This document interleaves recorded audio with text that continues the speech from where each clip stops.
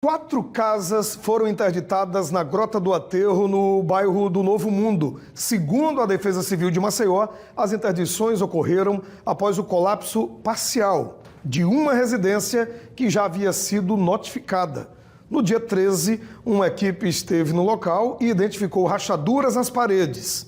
Ao vivo, a repórter Mônica Emílio conta essa história pra gente agora. Mônica, você está aí no local, eu já percebo que a Defesa Civil também está. Qual é a situação da primeira casa que apresentou o problema e das outras? Porque são casas, como a gente chama, né, parede colada uma na outra. Qual é a situação de agora por aí? É com você, Mônica. Pois é, Douglas. Bom dia para você mais uma vez, bom dia para todo mundo. A situação é bem complicada. Como você bem falou, as paredes são coladas, então o colapso de uma casa vai passando para outras casas. A gente, inclusive, a abertura a gente fez lá em cima, mostrando a casa da parte de cima, e agora a gente desceu aqui com o Abelardo Nobre, que é o coordenador geral da Defesa Civil, na parte de baixo, que é onde a gente pode ter uma noção real. Vou pedir para o nosso repórter cinematográfico nos acompanhar aqui, para a gente poder mostrar a situação daqui de baixo, que é lá de cima a situação é uma, aqui embaixo a situação é ainda pior. Abelardo Nobre está aqui com a gente já. A situação por aqui por baixo é mais assustadora, né, Abelardo? A gente vê que o colapso não é só lá em cima, danificou toda essa estrutura de baixo, né? Boa tarde, bom dia. Bom dia ainda. Bom dia. Então, como você pode observar, o cenário é esse aqui, para que você tenha assim, uma dimensão realmente das ações preventivas que têm que ser feitas agora, né? A gente, como eu estava falando para você anteriormente, a família já tinha sido notificada anteriormente, dia 13 de junho. Essas 2 residências já tinham sido evacuadas pela Defesa Civil, já tinham sido interditados de forma preventiva, a família já tinha saído. Então, graças a Deus, o que a gente está aqui resolvendo são questões de danos materiais e do processo de restabelecimento para dar segurança às outras residências aqui circunvizinhas. Então, tem que ser feita a demolição de forma muito bem calculada por técnicos habilitados, né, para que a gente possa eliminar esse risco. Então, você observa essa estrutura aqui, ó, que foi feita sem nenhum padrão construtivo de maior segurança, então tem que ser feita essa demolição.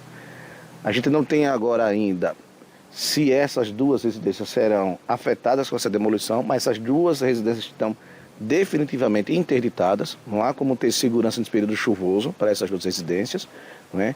E a gente também está estudando também, fazendo a avaliação das outras 2 aqui embaixo. Abelardo, porque é uma coisa que a gente observa aqui, a dificuldade que as casas elas são coladas praticamente uma na outra, então o abalo na estrutura de uma vai refletir diretamente em outras, né? Exatamente.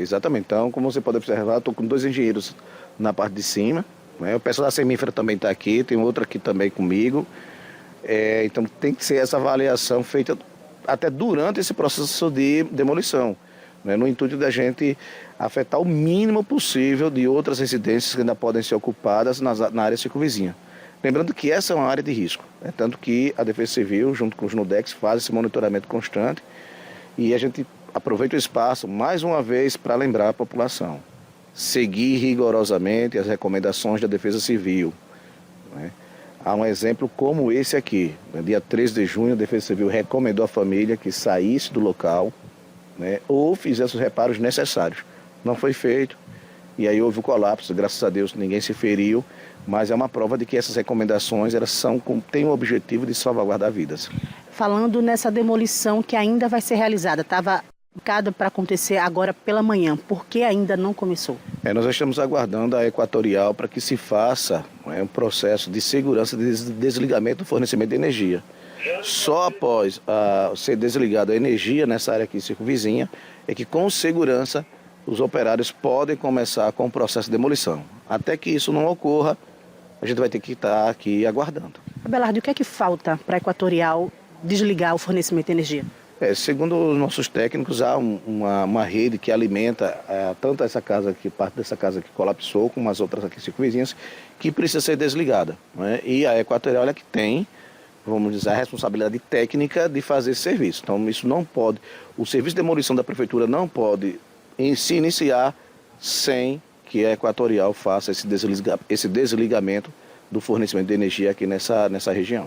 Abelardo, eu como uma leiga no assunto, né, percebo que essa casa de cima foi a que teve o problema, essas 2 aqui de baixo, a rosa e a verde, estão interditadas, mas eu observo também que tem essa outra casa aqui ao lado, do nosso lado direito, né? E eu percebo que tem gente morando ainda. Há perigo, há risco, eles vão ser evacuados também? Há algum risco para essa família? Olha, nesse momento, qual é a recomendação? Quando for dado início ao processo de demolição, essa residência, esse senhor já foi comunicado que ele deve sair. Mas nesse momento, só no período da demolição. Não há necessidade de a gente evacuar ele nesse momento, antes de começar a demolição. Os nossos engenheiros já identificaram que não houve danos, com o colapso parcial dessa outra estrutura, mas poderá afetar no processo de continuidade de demolição. Então ele já foi avisado, nós estamos aguardando esse início, para que esse senhor, como também tem um outro mais acima também, saiam temporariamente. Eles estão sendo acompanhados e no decorrer do processo de demolição os engenheiros vão fazendo a avaliação se a residência se mantém sem nenhum dano, ou se deve causar algum dano, e aí, causando algum dano, a gente toma outras providências com esses dois ocupantes dessas outras duas casas. Aí a gente entra no outro quesito que está totalmente interligado, ao trabalho da Defesa Civil, que é a assistência social. Tanto as pessoas que estavam na casa que colapsou, quanto essas casas que foram evacuadas, elas estão tendo auxílio, ajuda, algum auxílio para pagar um aluguel temporário, social, enquanto tudo se resolve? É bom esclarecer que essas duas residências, como a de cima, eram ocupadas por inquilinos. Eram casas que eram para aluguel. Então, a princípio, se você pode pagar um aluguel aqui, você pode pagar um aluguel em outro local. É o caso da família que estava morando na parte de cima. A outra família, ela já alugou, já estava procurando casa, quando foi notificada pela Defesa Civil, então alugou uma residência em outro bairro. Nós fizemos todo o trabalho de remoção com segurança dos móveis, dos bens dessa família. A assistência social disponibilizou um veículo, nós colocamos todos esses móveis com muito cuidado nesse veículo. Levamos a família até essa outra residência, ela já está lá nesse novo endereço, de forma segura, graças a Deus, com todo esse acolhimento, todo esse trabalho das outras secretarias da Prefeitura. Ok, Abelardo, obrigado pelas informações. Eu conversei com Abelardo Nobre, coordenador-geral da Defesa Civil de Maceió. A gente observa a visão que nós temos aqui de baixo é chocante.